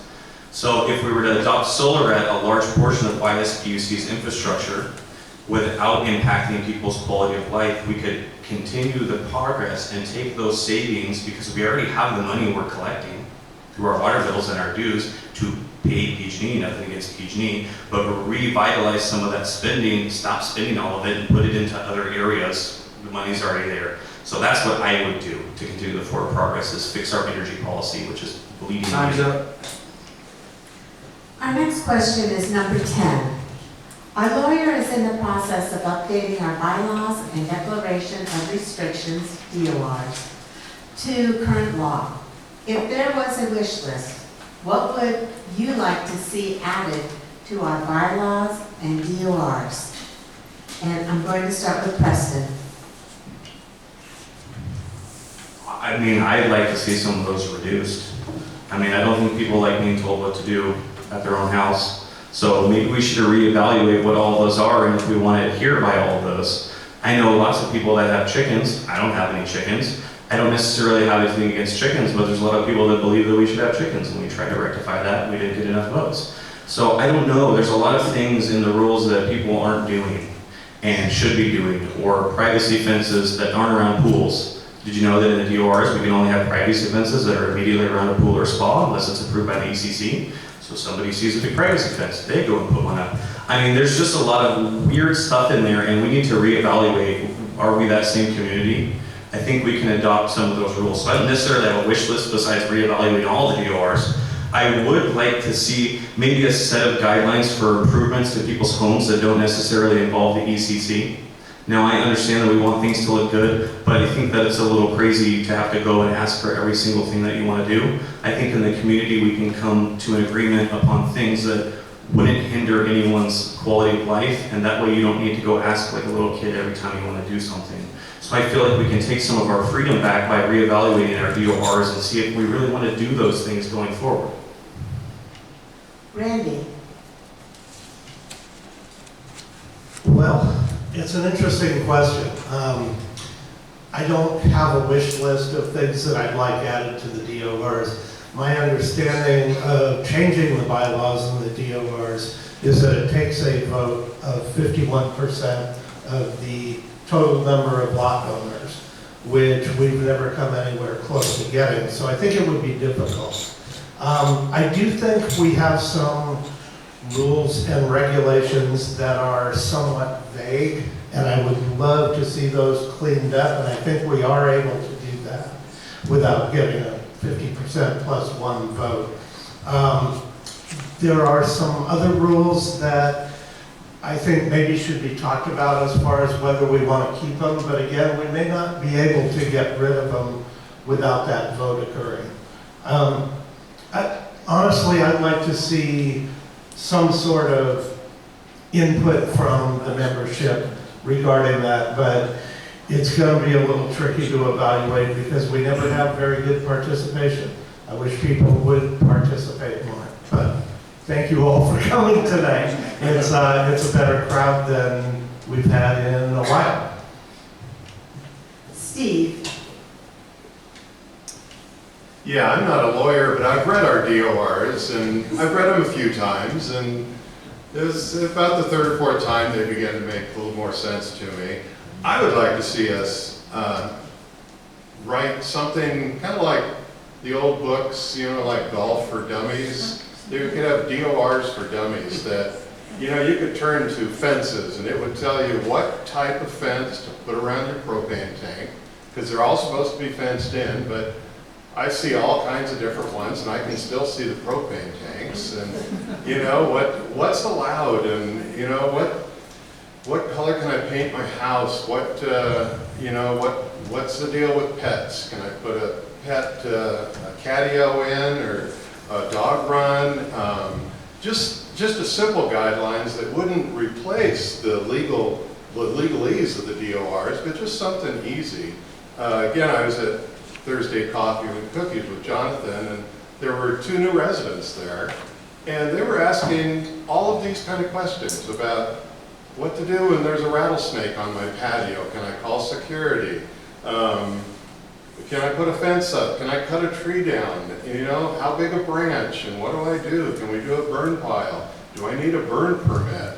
Where do I get a burn permit? How do I do a burn pile? There's just, I think we could just put, and maybe this is in the new owner's packet. We didn't get anything like that when we bought, but I just think it would help all of us as homeowners, especially the new homeowners, if they just had an easy-to-read guideline. Thank you. Cheryl? Thank you. Again, I'm like Randy, I didn't necessarily have my own wish list of any changes. When you do look through it, you can actually read that it's a bit outdated, so it will come up to date, and the attorneys, I believe, are working on all those typical, I think when I first read it, it was only geared towards men as homeowners, and there was no her or she's anywhere in it, so I thought that that's going to be updated. But also, since I really don't have anything personally, but I've been just listening to our community members, and since I've decided to run as a candidate for a board position, you know, I've been very blessed with this community and their input, and you know, just telling me exactly how they feel about things. I've been able to go to different garage sales and just meet a ton of people in our community, which has been amazing. But you know, everybody has wish lists, from the chickens to the livestock. The Airbnbs being an issue, I think that is maybe also something that we really could address in the DOR. As a community, we can't obviously stop or regulate that anymore, and how many dwellings can be on one property. That was also updated in January. So those things, I think, need to kind of be reviewed again in regards to how that affects our bylaws and our DORs for that specifically. Like, you know, if they're going to put up another dwelling, if there's parameters that we can do it so it's not closer to your neighbor's property by 500 feet or things like that. So being really more specific, and probably like what Steve's saying too, that handbook for 30 seconds. homeowners would be absolutely amazing. And also, like the homeowner discount card, or making sure that we all get that discount. You know, we're paying in those dues and seeing that we could benefit from it. I know that it's been mentioned before, and I know that's maybe just a little thing that may or may not be added to the DORs, but it's nice that we can still have an opportunity to benefit, knowing that we're also going to be paying for these things too, and get a little bit of a discount. Thanks. Ken? Good. So strictly speaking about the updating of the bylaws, and the doors, our attorneys are working on that, and the purpose of that is just to basically update them to modern language. They were originally written, you know, back in the 70s, so there's, like Cheryl said, there's references to the only the husband can vote, right? Which is archaic, to say the least. But you know, I don't have any specific wish lists to put in there, because it's exceedingly difficult to actually make changes to the bylaws. They're kind of set in stone in a large part, but they can be changed. You know, it's important for me to see it first before I make any comment. If I said something, you know, well, I think this should be changed, and then I get the thing and I go, oh, well, they changed that. So I'm not going to make any promises to it. You know, the bylaws and doors are restrictive, and they're built that way on purpose. because not only is a value-added community where we get these amenities, which we have to pay for, is that we also have some expectation that, you know, our neighbors can't 30 just seconds. freewheel and do whatever they want. Now, I know you see a lot of that going on around here, but the purpose of the bylaws and the doors is to prevent from community blight, basically, right? We want to live in a community where the streets are clean, people take care of their homes, and not a lot of junk out in front. So that's my main concern, if any modifications be done. Thank you. Kathy? I just want to clarify something. You guys, you're not the only one in the house that can vote, just so you know. What the bylaws say is that all members can vote. So if you own a property here in While Away, you can vote. But what it does say in there is that if there's a husband and wife, that it will be addressed to the male and that to the husband. And that's because what they don't want to do is send, for instance, in my house, we only own one property. They don't want to send 4 ballots to my husband and 4 ballots to me, because then I have 8 votes, yeah? So anyway, that's how it phrased. Women definitely can vote, we can vote. But anyways, I actually do have a little bit of a list. Some of these things are things I actually brought up in board meetings for a vote. My first one is the general manager, and this is how I would have it in the bylaws or DORs, something similar. The general manager must stay within budget in all areas of the budget and may not exceed budget without a vote of approval by the board of directors. And that is just for the safety of everybody's money. You know, right now the budget is looked at as a whole, although the board voted on specific amounts in specific areas. And so I would put that forth as possibly on the wish list. And the things that I 30 would want seconds. on the wish list are things that are beneficial to the members in general, not things that I just necessarily want for myself. Also, I have the board of directors must vote on and approve all bonuses given to the general manager, that it would be a vote of the board. There are a couple of us. I do want to add one last thing. I would eliminate the part in the DORs saying that the propane tanks must not be visible. And the reason Time's for that is, anyway. The next question is number 5. Our infrastructure, roads, waters, and facilities are multi-million-dollar assets. Many are over 50 years old and in need of repair and replacement. What options are available to perform this work, and how would you go about paying for it? And it starts with Kathy. What number is that, Rebecca? 5. I was looking at my notes and not listening very well. Okay, so, as stated in our bylaws, the main purpose of our assessments is to pay for our infrastructure. They specifically name our roads and water systems over and over and over again in our bylaws and DORs. Yet the budget to our pipeline project has decreased significantly.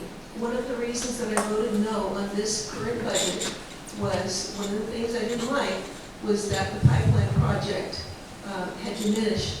The amount of money that we pay into the pipeline project has diminished greatly over the years. Originally, when the pipeline project started, it was first budgeted at $712,000. Currently, it's only going to be $480,000. I believe that the pipeline project is one of the most important things. What good is our home if we don't have a reliable water source? So that was a big issue for me.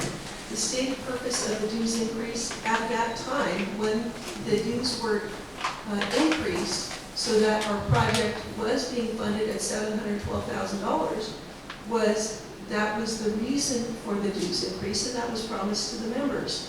But that, again, has diminished over the years. I would like to look 30 seconds. look for ways to decrease the spending of the Blue Heron. Again, that was forecast to be $358,000 this year. It is anticipated to cost about that this current year. I believe that some changes could be made to decrease those costs. Preston. Okay. I'm only 33, so all of us have been here a lot longer than I have. I'm sure you guys see, I see a lot of leaks that get fixed and then leak and then get fixed and then leak, and it's literally the same patch leaking constantly 4 or 5 times, and we don't fix it. That's crazy.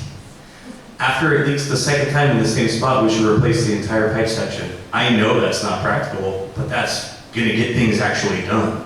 So instead of sending the crew out 4 or 5 times to the patch that keeps leaking, and you end up with a patch in a pothole, why not after the second, maybe third time, I don't know, 4 times, set some criteria for actually, oh, we should probably replace that whole section of pipe instead of wait 4 years because we weren't gonna do it 4 years from now. 10, 20 feet, couplers, that's how it's connected. I mean, unless we switch to like a PVC roll that has no couplings, which we talked about doing, we should replace sections when they break more than once or twice. I mean, that's an easy way to start fixing it instead of patching it and hope to go back later and then fix the whole section. That's just crazy. I mean, I work in construction, so I'm all about value engineering projects. We could continue to do the work ourselves. We could subcontract it. We could reevaluate, is doing it ourselves making sense? It doesn't really seem to be making sense because we're reducing the money that we're spending to fix it. So I understand the $1 million per mile, all these things. Madera County just fixed part of 41 over here for about $600,000 a mile. So maybe we reevaluate what those costs are. Before we consider doing any of the work ourselves, we should solicit bids in a RFP manner and actually have real bid numbers and not numbers that we just picked out. Subbing may cost more, but we can hold someone accountable and we'll get done within a realistic timeline. I don't know, okay? So I really think that we need to fix it because if I'm gonna be here for another 50 years, it's not gonna make it. And we need to do something instead of these patch holes. Thank you. Randy. Thank you. As far as the water, I think I'm going to stick to roads, if that's okay. Water is not my area of expertise, but as I said earlier, there are some other funding options for the roads, and I've been looking into those, and there are things we can do, such as form a maintenance district. We can become part of a community service district. We can get help from the county. We can get help from the state. Because in order for us to just fix 53 miles of roads, it would take an assessment of about $25,000 per lot. I don't know about you, but I don't really want to see that. That's one bill I do not want to see show up in my mailbox. So I think we need to explore some other funding sources, some other potential opportunities, because for us to try and do it ourselves is going to be a Herculean task. The water is closely linked, so obviously as roads are repaired, it does not make sense to repair a road where the water pipe hasn't been replaced yet. So maybe we can prioritize those areas where the roads are most needed and work a little backwards, but that way we only have to do the road once. Steve. Yeah, I'm trying to think of what I can add to the conversation here, because I agree with Preston. It is, in my experience, working at the Camp Conference Center, we were faced with these same things. We were a property of 250 acres. We had 53 buildings. We had roads. We had underground utilities. And they all needed to be replaced. At any given time, we had 10 to 15 buildings that needed new roofs or new water heaters. And I kind of compare, even though it's, you know, it's a minuscule compared to the property we have here, the problems are about the same in the respect that we didn't have any money for roads or water there either.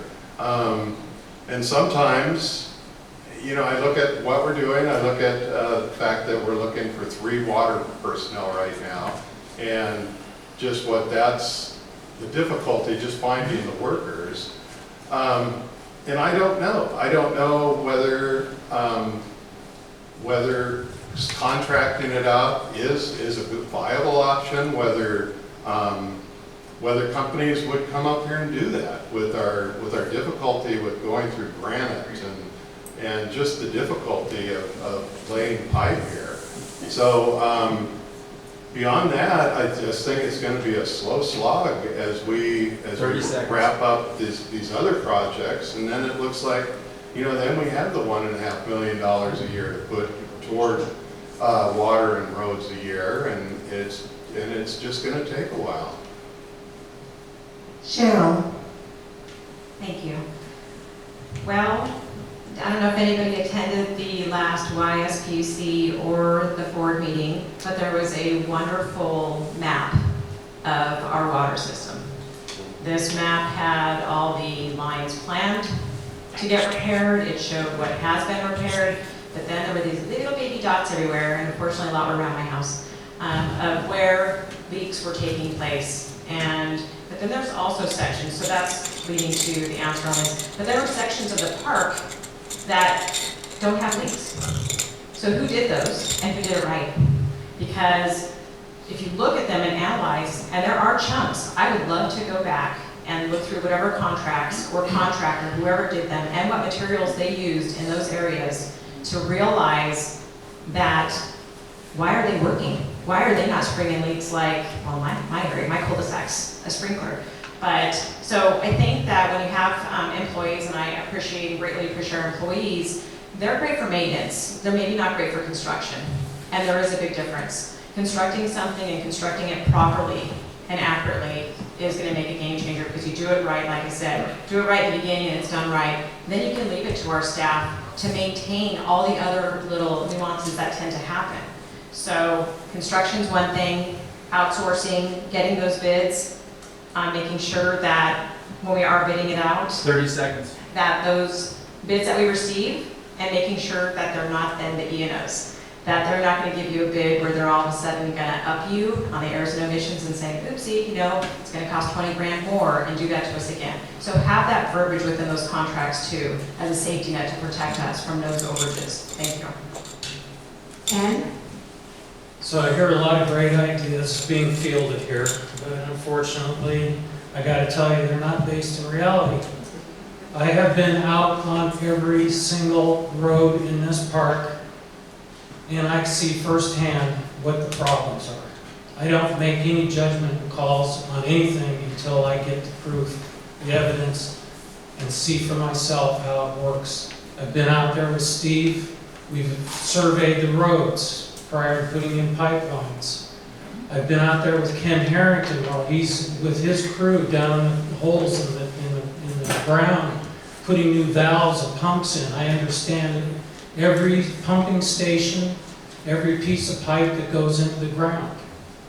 And I see our hard-working crew working into the night. I've been out there with them. I grab a shovel and help them. And to hear that maybe they're not doing it right is downright insulting, because they have worked their butts off and they do a great job with what they've got. And to tell you the truth, we can do it cheaper than any contractor. We have gone down this road before, folks. We have looked at how much it would cost to get somebody in here to do the work. And let me tell you, you don't want to even listen to the quotes. They're double what we can do it for. 30 seconds. We can go and do it again, but you're going to get the same answer. We've got hard granite here. We're experienced at doing it now. We've got the machinery to do it, the tools to do it, and the expertise to do it. We're your best bet. Okay, our next question is a community question. What do you see the role of our security team given the amount of the budget allocated to them? Excuse me, let me read it again. What do you see the role of our security team given the amount of budget allocated to them? Oh, sorry. Ken? Oh, the mic's still on. How handy.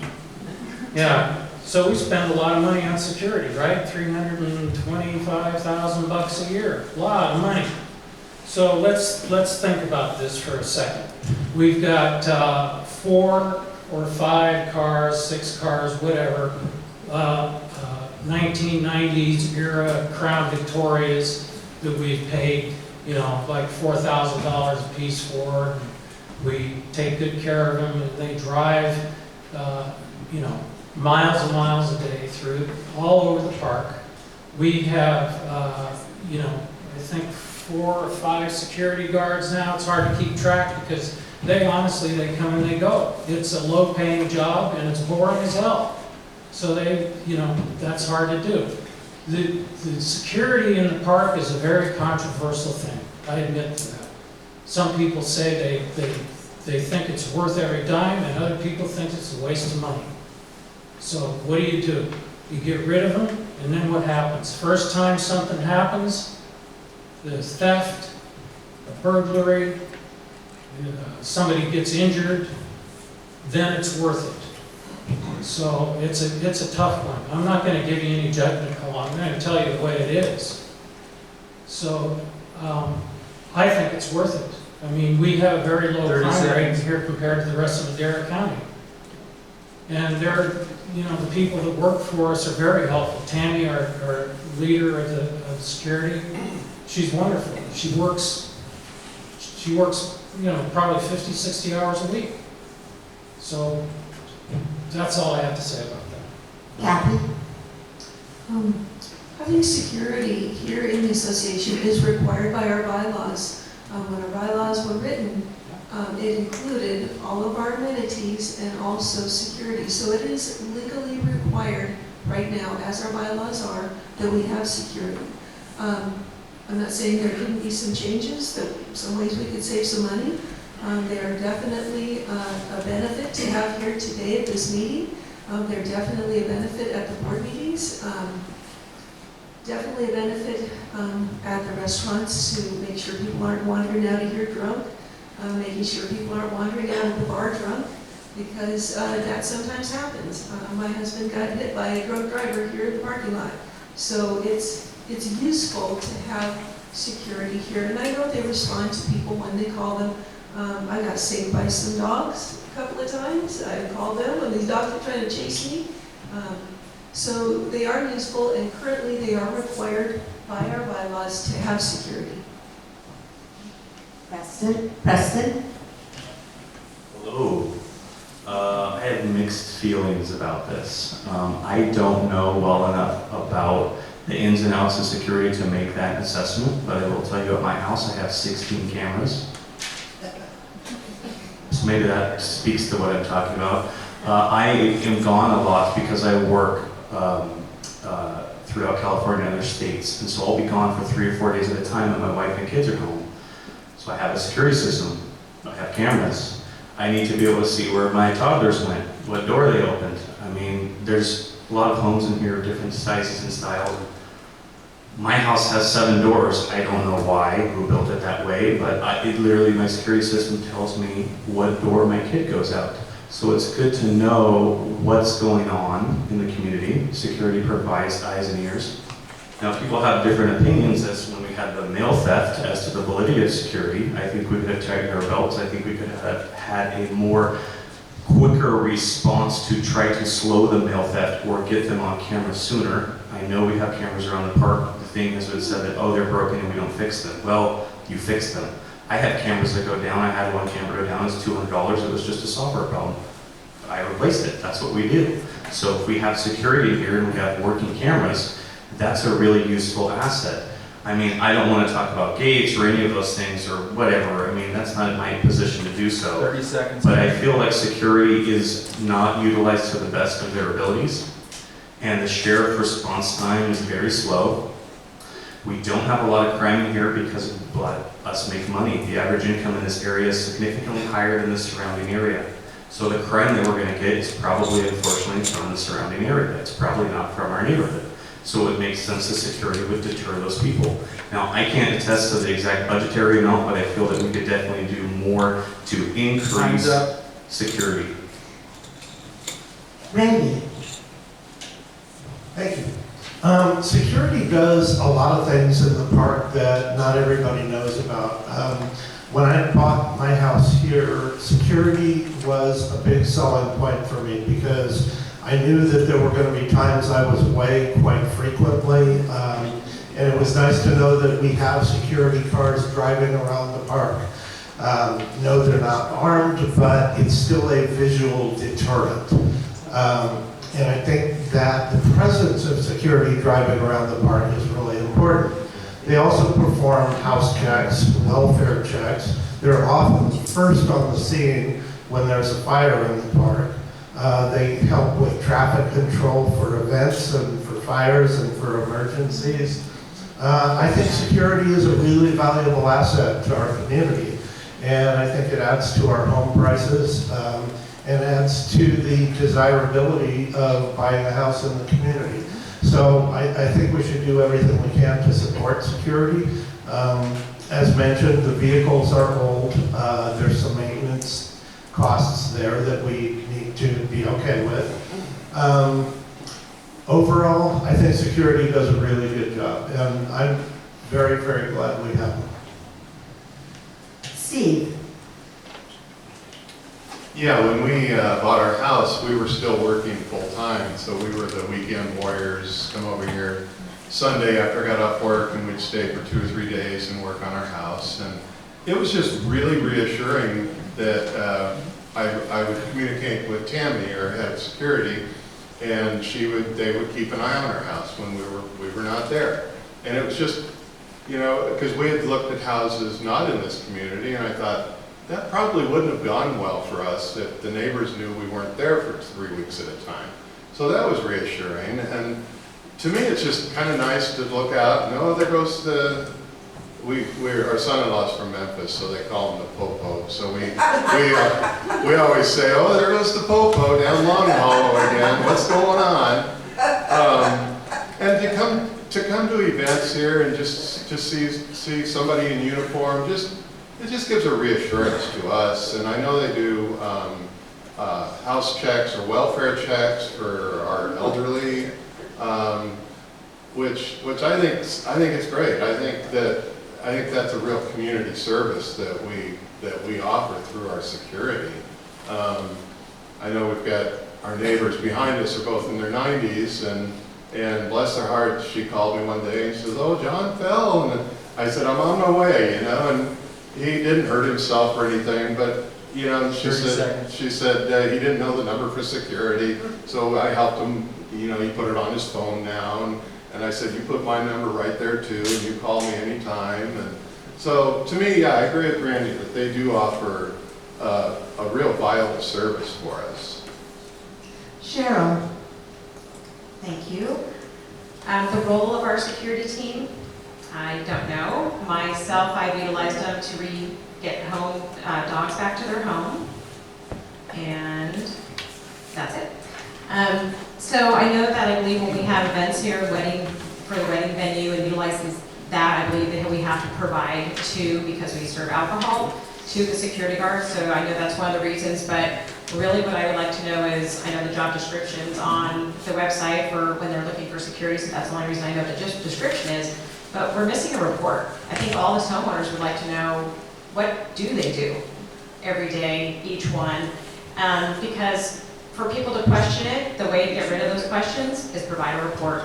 And they used to be provided a while ago, and I think that they would be very beneficial, because then it gives justification and also acknowledgement to our security of knowing what they do, how they're doing it, and how it's benefiting us. So I really hope that we can get those security reports back into our annual, all the meetings, every single meeting, so that we can hear exactly, was it a fight, was it a fire, you know, how are we, and things that we can also be concerned about as a neighborhood, that like, oh, somebody's getting their shed broken into over on, you know, Ranger Circle Drive, you know, let us know that, you know, making us all aware of what's going on, and that report will really kind of ease people's minds and take the questions out on questioning the validity of security.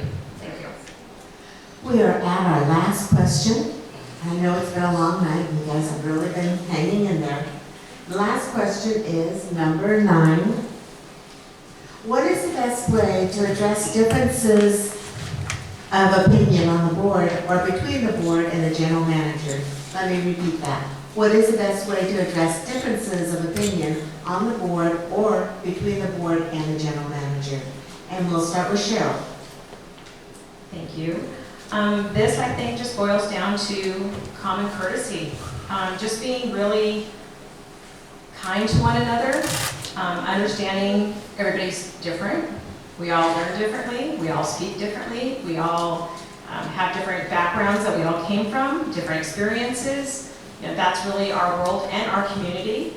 And so I think when you have misunderstandings, those can be resolved by somebody just listening and kind of taking a step back to put themselves in perspective, because I know myself, I love collaborating with groups, and I always think that my idea sometimes is the best idea, or decorating something a certain way, but I can also sit back slightly and listen. And listening is so key nowadays to everyone, and realizing that we all have a benefit of what we can say and express, but also receptive to hearing the different views. So if I did have a difference of opinion, it's really not to get defensive, not to becoming attacking anybody, and that we all can just kind of take a deep breath, and realizing that I think, you know, I myself am here running for this position for the benefit of our community, and keeping that in mind, that we're doing it for the benefit of everyone, not just ourselves.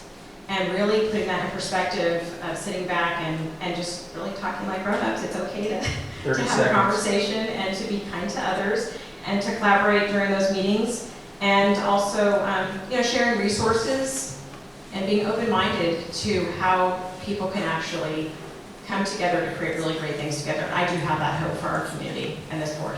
Thank you. Ken? So the answer to this is simple. We just need to communicate and talk with one another. We've got a common goal, is to make the community better for everybody who lives here. So all we have to do is to focus in on that one thing, right? And keep that in mind in any conversation that we enter into. The board has some difficulties because we are bound not to form a quorum outside of board meetings, right? So that means we can't have conversations outside of the board meeting if there's more than 4 board members. It's really kind of not really conducive to getting the board together, you know, in between board meetings. So it's once a month that we can really sit down and discuss things. You know, we can, not to say we get around that, but what we do is we write things down and exchange ideas. We can't even do that over an email, because if you have 4 board members involved in a email communications, you form a quorum, and that's not allowed. Okay, so it's a tough one. So it's important that we're efficient in our communications when we are together, right? 30 seconds. Write down our ideas. It's a two-way conversation between board members individually is fine, but the GM in particular is available. I talk with him almost on a daily basis. You can phone him, you can email him, you can email me. Come to Thursday Coffee and Cookies is available, make an appointment. Multiple ways of doing it. Time's If you ever up. have a difficulty, call me. Kathy? All differences of opinion between board members, the general manager, and or the members of the audience should be expressed in a polite, professional manner without yelling or personal attacks. The board members have all signed, and so have all committee members, have all signed a code of ethics and conduct. Unfortunately, that code of conduct is not always adhered to or upheld by the board. So I hope the board will do better. Sometimes there's some yelling at the board meetings if you've been there. Sometimes there's yelling at the audience. Sometimes there's yelling between board members. But I do want to make a point to compliment Randy Sachs and Beata Olivas. Those 2 individuals have never behaved in any of that behavior the entire time that I've been on the board, and I just want to make sure that I'm clear about that. I'm not campaigning for Randy, although he's a nice guy, but I'm just saying I want to make sure that that's clear. I think that having a difference of opinion can be a healthy thing because we're supposed to look at more than one side of an issue. If we don't look at both sides of an issue, we can make some mistakes. And I bring up the situation of possibly the poly pipe that has been discussed in the board meetings. There was a 30 salesperson seconds. who was trying to sell the association poly pipe for the pipeline replacement project. And then we've been using PVC pipe. The poly pipe was not the preferred method or the preferred use of the pipes, according to our engineer, who is designing our pipeline replacement project. It was also not the preferred material from John Kirk, who's another... Time's up. Anyway. Preston? And the best way to deal with it is just go home, come back later when you feel better about it. I mean, too often, like before I got into energy, I was working with kids, especially special needs kids, for about 5 to 6 years. I was working with moderate to severe emotional disturbed kids. We are talking the kids that are in foster care. Their parents don't care about them, nobody cares about them. It's a hard life. So to take somebody from that experience and have them be nonverbal, to sit down and understand what's important to them, and a year later to have them be verbal, that takes a lot of understanding. I'm going to apply the same logic here. I mean, if you paid attention to any of the social media, any of the board meetings, people don't always get along. We have different opinions. That's how we get things done. I want this to feel a lot like, more like America and less like an authoritarian state. I don't want to say that it's like that, but it feels a lot like that sometimes. And I want to go back to airing some grievances. I mean, maybe there's people that just need to sit down and just talk things out, and it has nothing to do with the HOA. I don't know. How I would do a difference of opinions, I would encourage them, because without differences of opinions, we're just gonna have stagnant ideas. That's why I'm up here. This is why I'm not at home with the kids right now. This is why I'm willing to devote time, because I have a different opinion than what's on the board, and I think it's important. Between the board and the general manager, I think it's important to have a dialogue between the board and the general manager in any capacity. Whether that's professional or friendship or whatever you want it to be, there should be the availability of the dialogue as there is now between the board members and the general manager, and that should continue. Now, I can't speak to any of the confidential things, that doesn't really matter, but I think that there's a lot of personal egotistical things between myself, other people, everybody in the community, and we just kind of need to put those aside and go back to what needs to be done. Time. Randy? Thank you. So this could be the shortest answer of the evening. I could answer it with one word: professional. But I think one of the things that people sometimes do not understand is that the reason we have a board of directors is because you don't want to have one person making a decision. So yes, it's great to have differing opinions and listen to differing input. We should always treat each other professionally. But the reason we have 7 board members and not 2 board members is because at the end of the day, we may not all agree. And there comes a time when you simply have to take a vote. And a majority of the board will make that decision. And there's nothing wrong with that. All decisions do not have to be 7-0. So again, I think that as far as the way board members interact with each other and with the general manager, always be professional. Never lose your cool. I know it sounds easy, it's not, but it can be done. And that's how I would do it. And Steve? Yeah, I've always found, I learned this, gosh, one of my first jobs, there was a difference, pretty big difference of opinion over myself and another guy that thought he was in charge too. And the manager we worked for, he sat us down and he said, you guys are not leaving this room till you come to an agreement. And we talked it out. And we worked together for a couple more years after that. And I see the same thing, you know. Gosh, if I've got a difference with Ken or any other board member, I should be able to sit down and have a cup of coffee or a cup of coffee with Jonathan and just air it out. But in the long run, as a board, I think we can agree to disagree, and like Randy said, eventually it comes to a vote. But what we're directed by our fiduciary duty is to reach a decision in the best interests of the community. And in fiduciary duty, we're to set our personal opinion aside. And whereas a decision might benefit me, it might not benefit the community. And after the vote, I, as a board member, it's my duty to support that decision.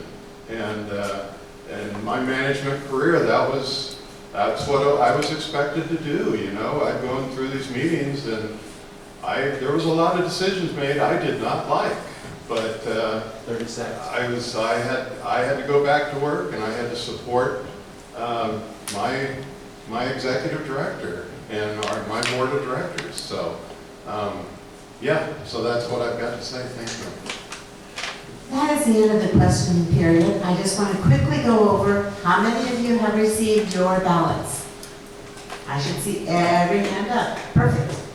How many of you filled them out yet? Okay, some of you have not yet.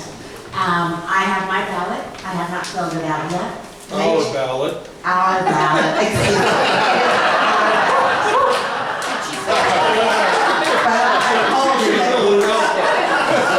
According to the DOR, she has to okay.